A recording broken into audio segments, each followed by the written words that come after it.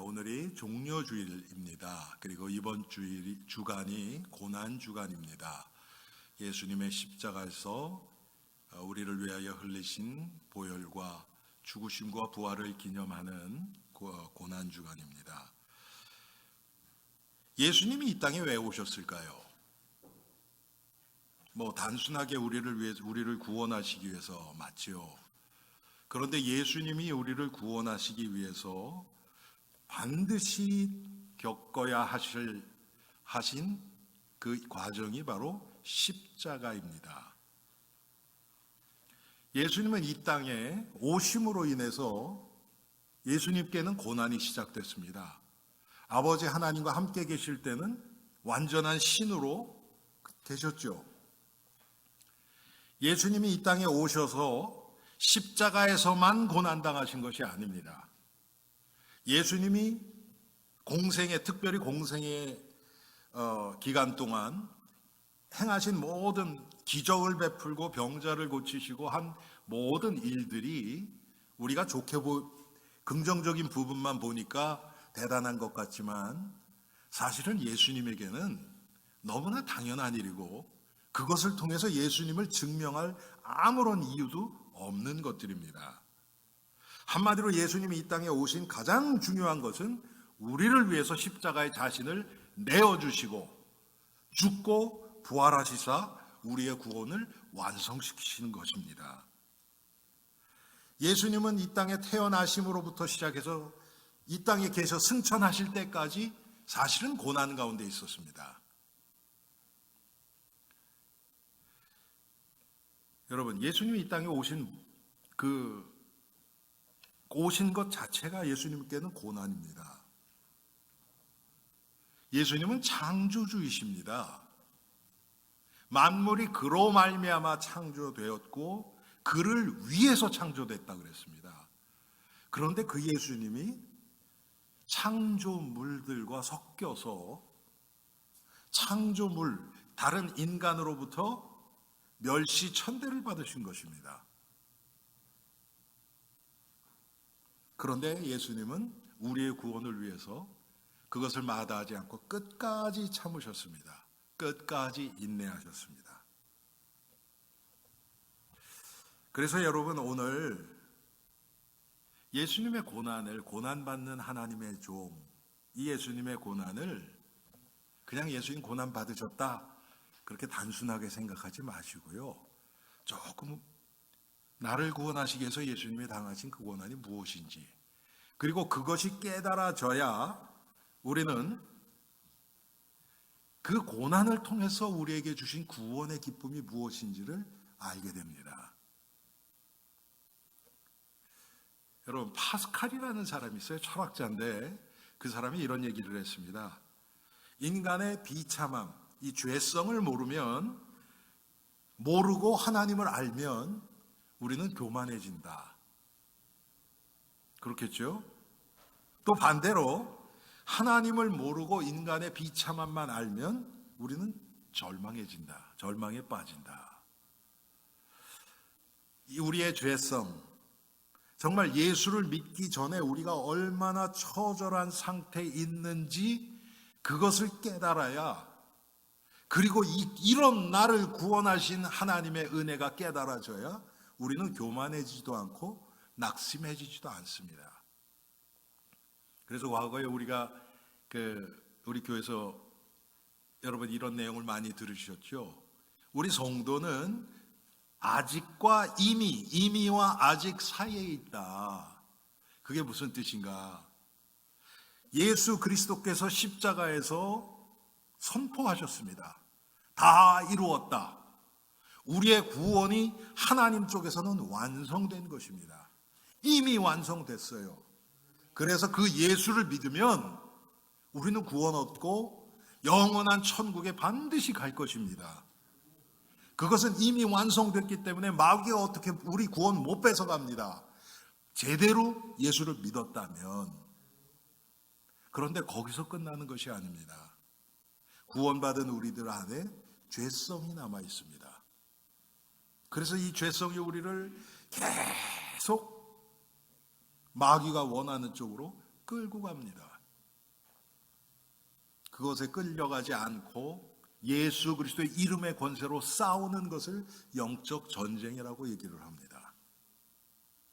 사랑하는 성도님들, 지난 일주일 동안 이 영적 전쟁을 어떻게 싸우셨습니까?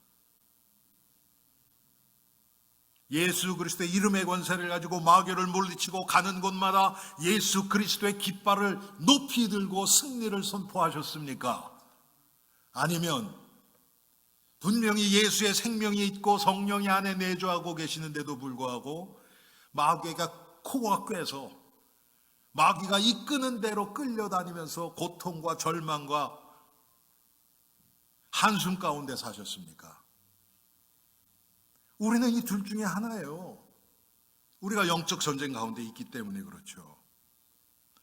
이 예수 그리스도가 왜 고난을 당하셔야만 됐는지 그 필연성을 우리가 깨달을 때 우리는 그 예수 그리스도의 보혈의 은혜를 입은 자로 하나님이 우리에게 허락하신 이 구원의 기쁨과 축복과 권세가 무엇인지를 바로 알고 승리할 것입니다. 자, 오늘 우리가 이사야서 53장 1절부터 9절까지를 읽었습니다. 예수님, 이 구약 성경에 나타난 예수님의 고난과 죽으심에 대해서 가장 잘 나타낸 장이 이사야서 53장입니다.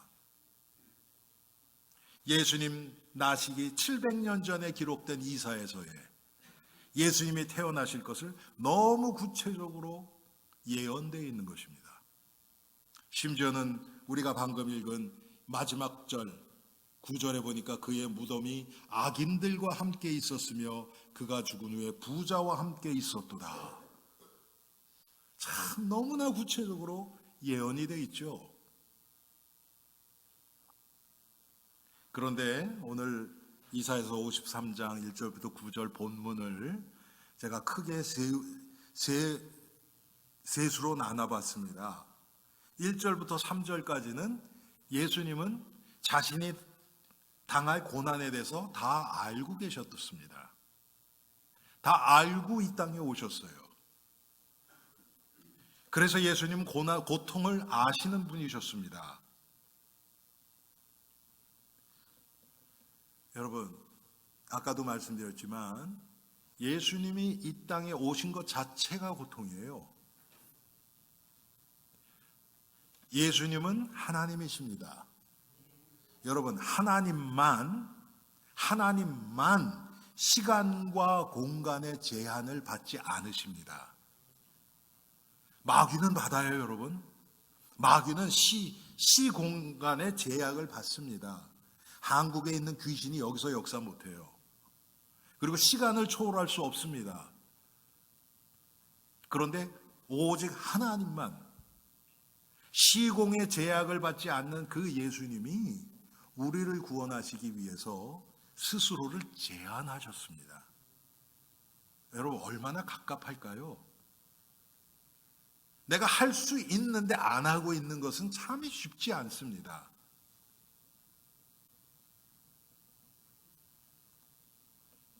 공생의 기간 동안 가는 곳마다 예수님을 반대하고 예수님을 죽이려고 하는 세력들이 계속 따라다녔습니다. 생명의 위협을 계속 느끼신 거죠, 예수님은. 그런데 더 우리 마음을 아프게 하는 것은 뭐냐면 결국은 예수님이 십자가에서 죽으실 것을 알고 계셨다는 거예요. 그러면서 다 참으신 겁니다. 말도 안 되는 것 가지고 예수님이 귀신 들린 자를 고쳐주시니까 귀신의 왕의 힘을 입어서, 바알세불의 힘을 입어서 귀신을 쫓아낸다. 이렇게 모함합니다. 병자를 고치니까 그것 가지고 왜 안식일에 고쳤느냐고 또 책을 잡습니다. 가는 곳마다 그래요.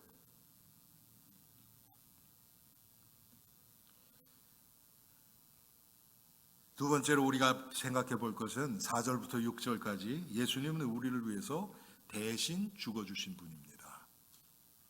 대속자라는 의미입니다. 예수님이 요한복음 15장 13절에 이렇게 말씀하십니다.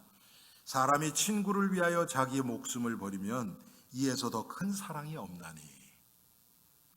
예수님 말씀만 하신 것이 아니라 자신을 내어주셔서 우리를 구원하셨습니다. 십자가에 자신을 내어주신 것입니다. 죽음을 취하신 것입니다. 우리가 당해야 될 질고 슬픔, 징벌, 고난을 예수님이 대신 당하셨습니다. 그래서 예수님의 죽음을 대속적인 죽음이라고 얘기를 합니다. 세 번째로 예수님은 우리의 구원을 위하여 죽음 앞에서도 침묵하셨습니다. 방금 말씀드렸던 것처럼 할 수 있는데 안 하고 있는 것은 참 힘들어요. 내가 어떤 사람이 나를 해한다.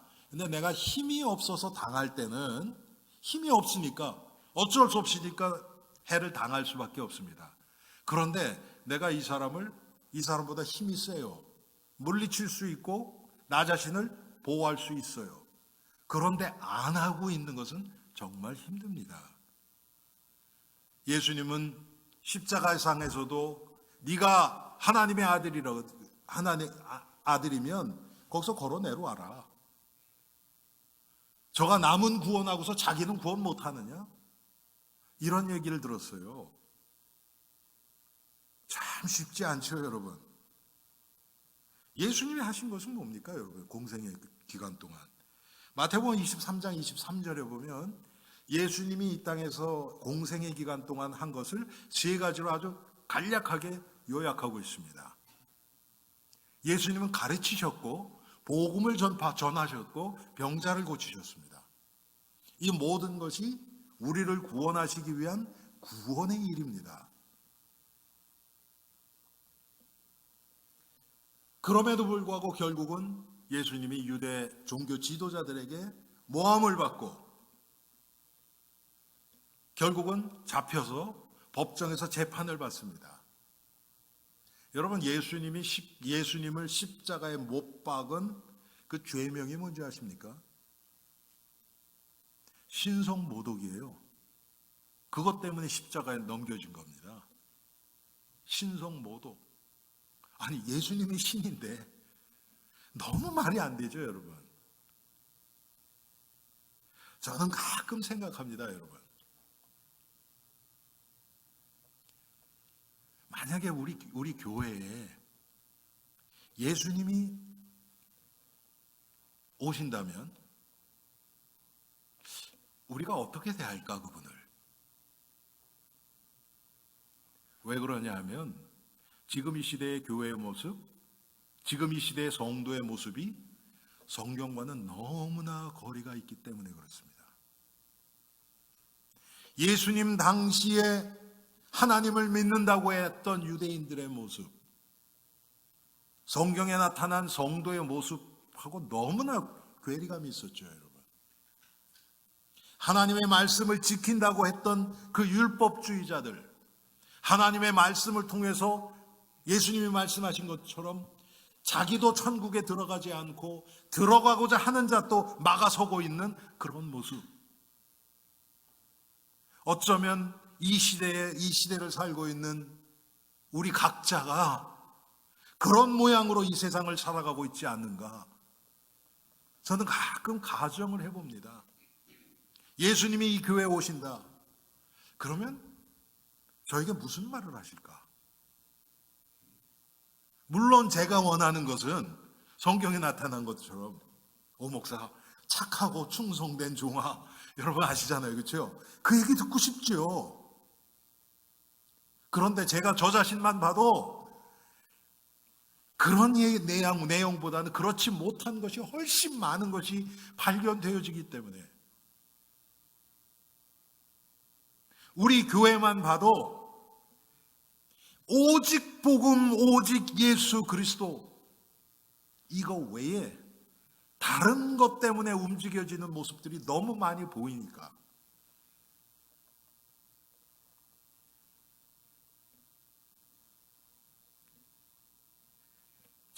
지금도 예수님은 지금 바로 우리를 보고 계시면서도 침묵하고 계시는 겁니다. 여러분, 예수님이 비유 중에 그런 얘기를 하지요. 어떤 사람이 그 밭을 농부에게 맡겼습니다. 농부가 열심히 거름을 주고 또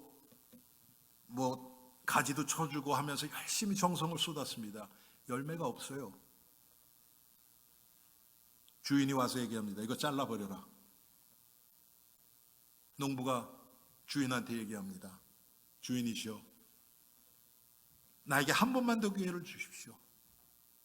내가 다시 깊이 땅을 파고 거름을 주고 정성을 쏟아서 열매를 맺으면 괜찮겠지만 그렇지 않으면 그때 잘라도 되지 않습니까? 지금 예수님이 하나님 앞에서 우리를 바라보시면서 지금 그런 마음이 아니실까? 그 농부의 마음. 여러분, 우리는 우리의 생명도 하나님의 것입니다.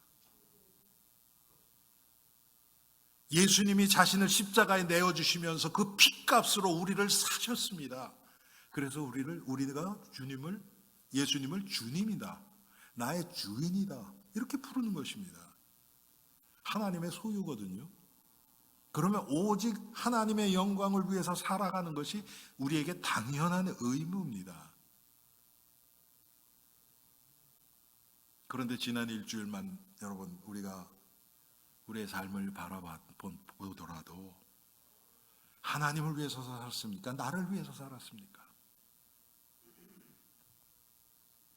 지금도 안타까운 마음으로 우리를 향해서 침묵하고 우리를 위해서 기도하시는 예수님의 모습을 한번 여러분 그려보십시오. 그것이 없는 일이 아니라 지금 일어나고 있는 일이라고 저는 믿습니다.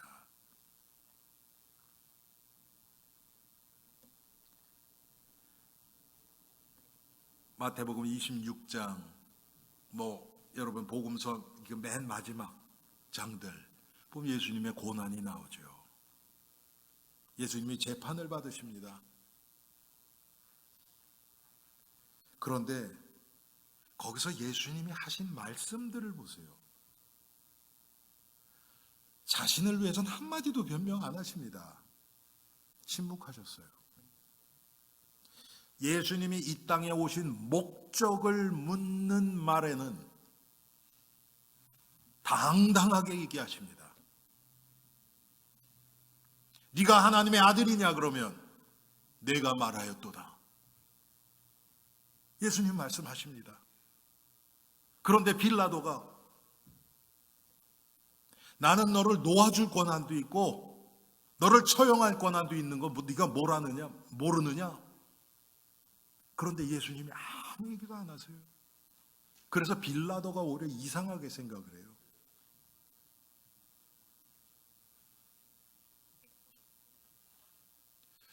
여러분, 우리는 언제 침묵합니까? 나에게 말하면 불리할 것 같으면 침묵하죠. 내가 곤란한 상황이면 아무 얘기도 안 해요. 가만히 있죠. 억울할 때는 침묵 못하죠. 예수님은 거꾸로였습니다. 한마디로 예수님이 이 땅에 오신 그 우리를 구원하시는 그 구원의 목적을 위해서는 끝까지 침묵하셨습니다. 그것을 이루기 위해서. 우리랑은 너무 다르죠, 여러분. 그래서 오늘 여러분들하고 예수님이 당하신 고난을 조금 구체적으로 더 살펴보겠습니다. 예수님이 당하신 고난은 크게 세 가지로 제가 분류를 했습니다. 가장 큰 것이 영적인 고난입니다. 영적인 고난. 죄 없으신 예수님이 죄인의 모습으로 이 땅에 오신 것입니다. 여러분, 이건 고통 정도가 아니고요. 이건 수치입니다. 만약에 우리가,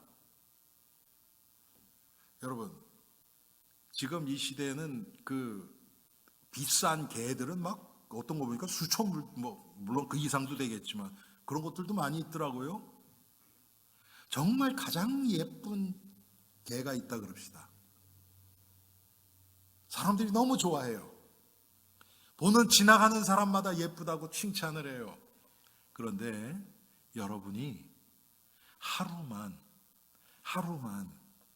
그 개로 살아간다고 한번 생각해 보세요. 근데 내가 개가 아닌 것을 모르면 그냥 자기가 개라고 생각하면 뭐 상관없지요. 근데 내가 개가 아니야. 난 사람인데 그 가장 예쁜 개의 모습으로 변화된 거예요. 사람들이 지나가면서 막 쓰다듬어주고 예쁘다 그러고 먹이 주고, 여러분 그거 행복하시겠습니까, 여러분?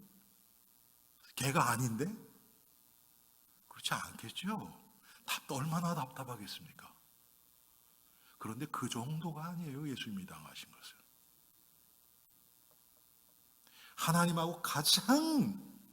하나님이 가장 싫어하시는 그 죄를 가진 죄인의 모습으로 이 땅에 오신 것입니다.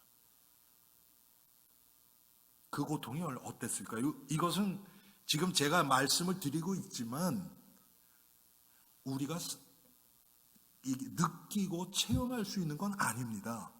왜? 우리는 하나님도 아니고 완전해 본 적도 없기 때문에 그렇죠.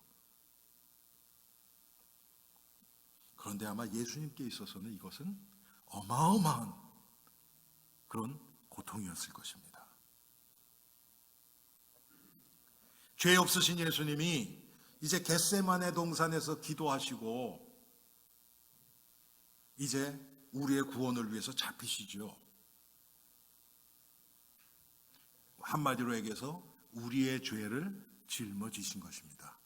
죄인의 자리에 서신 것입니다. 영어로는 그런 표현이 있죠. 그 사람의 그 신발을 신었다, 이렇게 표현을 하죠. 영어로는요. 그 사람의 입장이 된 겁니다. 거기에 쓴 겁니다. 죄인의 입장에 선 겁니다. 예수님이 바로 우리의 죄 때문에. 여러분, 이게 이따가도 제가 조금 이따 말씀드리지만 우리는 예수님의 고난 그러면 십자가에서 피 흘리시고 못 박히고 그 고통, 침뱉음 당하고 이런 걸 많이 생각해요. 그런데 제가 지금 말씀드리고 있는 이 영적인 고난은 그것과는 상대도 안 되는 것입니다.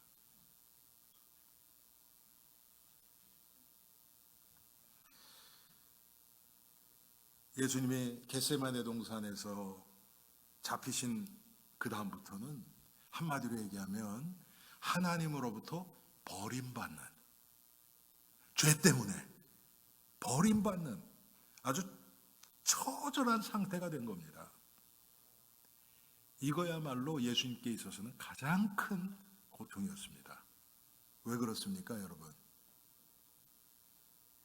요한복음에 보면요, 특별히 예수님이 잡히기 전부터 13절부터 13장부터 18장까지 성령에 대해서 말씀하시고 아버지에 대해서 아버지께 기도하고 그런 내용들이 쭉 나옵니다. 거기에 보면 예수님이 아버지와 나는 하나다, 창세전부터 함께 있었다, 이런 얘기들을 계속 하십니다. 그런데 그 하나님과 단절되는 순간, 이게 예수님께는 가장 큰 고통이었습니다. 그래서 십자가에서 하나님을 아버지라고 부르지 못하죠. 나의 하나님, 나의 하나님, 어찌하여 나를 버리시나이까? 이것은 우리가 상상할 수 없는 고통이라고 저는 믿습니다. 이사야서 59장 1절 말씀처럼 하나님과 우리 사이에 죄가 가로막혀서 하나님이 우리 소리를 듣지도 못하고 우리를 구원도 못한다 그랬어요. 죄는 하나님과 인간 사이를 분리시킵니다. 그런데 우리 죄 때문에 예수님의 죄인의 입장에 서셨기 때문에 아버지 하나님과의 분리되는 것입니다. 이게 얼마나 고통스러웠으면 바로 이것 때문에 예수님이 겟세마네 동산에서 기도하시면서 3번이나 아버지여 가능하시면 이 잔을 내게서 옮기시옵소서 이렇게 말씀하셨던 겁니다. 이 어떤 육신의 죽음 이거 안 죽으려고 그런 게 전혀 절대로 아니에요, 여러분.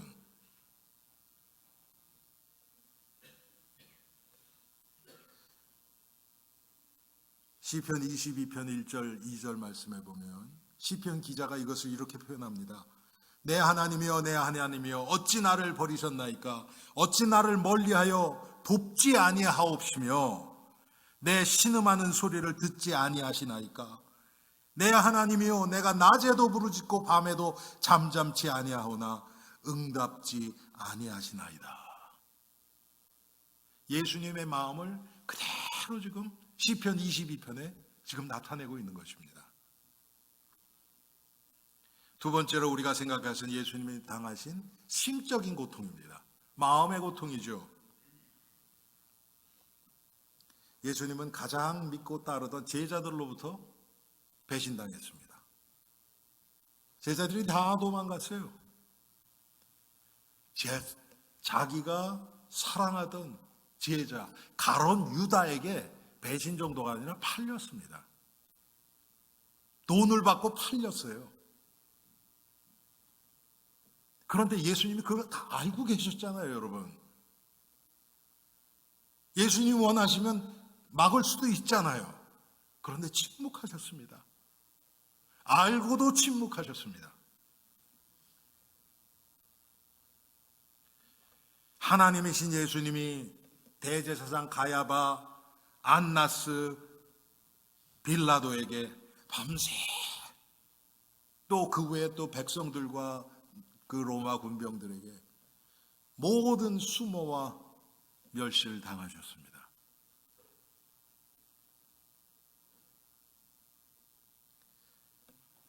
자기의 가장 가까운 수제자 베드로에게 3번이나 부인 정도가 아니라 처음에는 부인하고 두 번째는 맹세하고 부인하고 세 번째는 맹세하고 저주하고 부인하고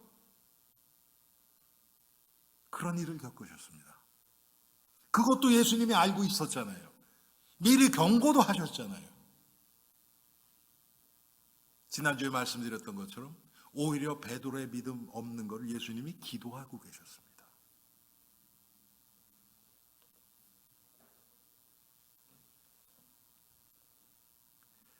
또 가까운 사람뿐만 아니라 예수님이 3년 반 동안 공생의 기간 통해서 수많은 자를 먹이시고 병을 고치시고 죽은 자를 살리기도 하시고 그랬던 그 군중들이 예수님을 향해서 십자가에 못 박으소서, 십자가에 못 박으소서. 나중에 빌라도가 내가 이 유대인을 왕의 이 6월절 기간 동안 특사로 풀어줄까? 아닙니다. 가야 합니다. 예수님은 십자가에 못 박아야 합니다. 모든 무리로부터 배척당하셨습니다. 이게 예수님이 당하신 정신적인 고통입니다. 여러분, 내가 사랑하는 자에게 배신을 당해서 우리 주위에 가끔 보면 생명을 스스로 끊는 사람도 많이 나옵니다. 이게 보통입니까, 여러분? 그런데 예수님은 모든 자로부터 아주 다각도로 다 배척당했습니다. 우리의 구원을 위해서. 마지막으로 예수님이 당하신 육체적인 고난이 있습니다. 목요일 저녁에 6월절 전날 밤이 맞도록 겟세마네에서 기도하시죠. 그리고 금요일 새벽에 잡히십니다. 잠을 한 잠도 못 주무셨습니다. 그리고 십자가에 달려 돌아가시기까지 오후 3시에 예수님이 운명하셨는데 그때까지 잠도 한 잠 못 주무셨고 음식도 하나도 먹지 못하셨습니다. 밤새 신문을 받고 매 맞고 모진 고통을 당하셨습니다. 그 후에 십자가에 달리실 때 로마 군병들이 예수님에게 홍포를 입히고 머리에 가시관을 씌우고 채찍으로 때렸습니다. 오늘 우리가 방금 읽은 것처럼 그가 찔림은 우리의 허물 때문이요 그가 상함은 우리의 죄악 때문이라. 그가 징계를 받음으로 우리가 평화를 누리고 그가 채찍에 맞음으로 우리는 나음을 받았도다. 여러분, 지금 이 시대의 성도들의 문제가 뭔지 아십니까? 예수님이 당하신, 지금 제가 5절을 읽었는데요, 그 예수님의 당하신 그쪽은 싹 빼버리고 그 예수님이 당하신 고난, 이 수모를 통해서 우리에게 주신 평강과 자유와 기쁨과 이것만 맛보려고 하는 것입니다. 그런데 예수님의 고난을 바로 모르면 이 기쁨은 다 가짜예요. 다 가짜예요. 하나님이 우리에게 왜 그런 기쁨을 주십니까? 예수 그리스도의 고난을 통해서 하나님의 사랑을 깨닫고 예수님이 어떤 분인지를 우리에게 알려주시기 위해서 우리를 구원하셨고 지금도 우리와 함께 하시는 것입니다. 그런데 우리들은 좋은 것만 빼먹으려고 해요. 지금 이 시대 성도들의 특징입니다. 조금이라도 나에게 해가 오고 불편하고 그러면 안 해요. 저도 지금 이민교회 지금 45년 넘었습니다. 특별히 이민교회는 더해요. 처음 시작부터 무슨 한인 커뮤니티 센터처럼 그렇게 역할을 하면서 교회가 시작해서 그런지 모르겠지만 조금 마음에 안 들면 다른 교회 가지 뭐.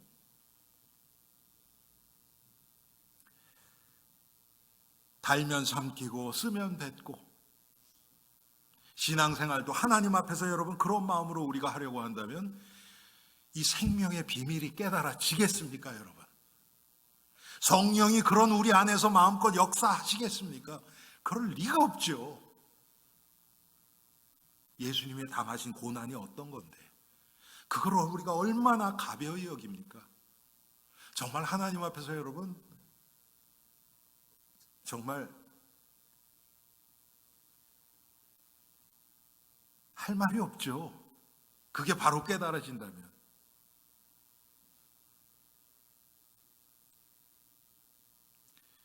예수님이 십자가에서 결국은 손과 발에 못 박히시고 머리에 가시관을 쓰시고 6시간 만에 운명하셨습니다. 예수님이 아주 건장한 그런 사람은 아니었, 성경에 나타난 거로 보면 그렇지는 않지만 그래도 예수님 빼고 어머니와 형제 넷과 자매 최소로 2명, 본인까지 8명의 생계를 책임질 정도의 건강은 있으셨습니다. 공생에 시작하시기 전까지 몫으로. 그런데 그 예수님이 보통 사람들이 십자가에서 죽어가는 시간이 보통 이틀이나 3일이 됐습니다. 여러분, 이거 찔려서 피가 나서 죽는 게 아니에요. 손과 발에 못 박는다고 사람이 그렇게 일찍 죽지 않습니다. 제가 항상 고난주간에 말씀드리지만 십자가에서 죽게 되는 그 이유는 뭐냐면요, 피를 계속 흘리고 그 뜨거운 그 팔레스타인 그 낮과 밤을 지나면서 몸에 기운이 빠지죠. 아무것도 못 먹고 마시지도 못하고 피를 흘리니까. 그러면 십자가에서 매달려서 기운이 없으니까 자기 체중을 견디지 못하고 상체가 앞으로 굽어집니다. 당연하겠죠. 그러면 호흡곤란이 옵니다. 호흡곤란이. 그러면 횡격막에 물이 차게 돼 있어요. 그래서 결국은 죽는 겁니다. 그렇게 죽는데 평균 한 2, 3일이 걸린대요. 그런데 예수님은 6시간 만에 돌아가셨습니다. 왜 그랬는가? 뭐 여러 가지 그 이유가 있어요. 원래 십자가에 달 때 가시관을 씌운 채로 달지를 않습니다. 그때 얘들을 보면, 그런데 예수님 그 가시관을 얼마나 깊이 씌웠든지 빼지를 못했던 것 같아요. 여러분 그 가시 혹시 보셨습니까? 가시관 만드는 가시? 제가 졸업한 학교에 뭐 그런 거랑 비슷한 가시나무가 하나 있었어요. 가시 하나가 이만해요. 안 꺾어져요. 너무 날카로운데도 그런 거로 관을 싸서 씌운 거죠. 피가 너무 많이 났죠. 그래서 예수님이 그렇게 아주 약골은 아닌데 보통 사람들이 지고 가는 십자가를 질 수 없는 상태가 되신 겁니다. 밤새 피를 흘리셨기 때문에. 그래서 여러분 아시잖아요. 아리마대 사람, 누구죠? 예? 아니, 그거는, 구레네 사람 시몬, 죄송합니다.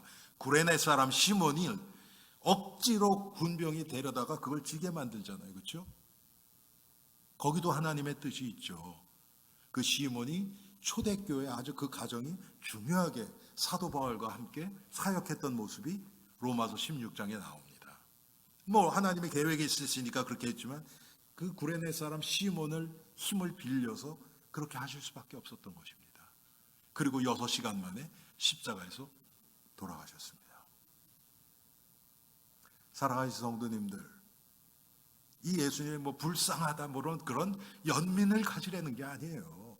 바로 내가 당해야 될 것들입니다. 그것들이 다. 하나님과 단절되는 영적 고난. 우리는 우리의 죄 때문에 하나님을 떠난 상태로 이 세상에 나왔습니다. 우리의 소속은 마귀였습니다. 마귀에게 고통당하다가 죽으면 지옥 갈 수밖에 없는 것이 우리였습니다. 이런 우리를 구원하시기 위해서 그 죄의 모든 대가를 예수님이 다 당하신 것입니다. 십자가에서 뿐만 아니라 죄 없으신 예수님이 죄인의 모습으로 태어나셔서 우리가 겪어야 될 모든 아픔과 고통과 유혹을 다 체험하셨습니다. 그런데 죄는 없으세요. 한마디로 율법을 완성하셨습니다. 그래서 율법을 완성하신 분이 예수 그리스도 한 분밖에 없기 때문에 우리는 그분을 믿음으로 구원을 얻는 것입니다.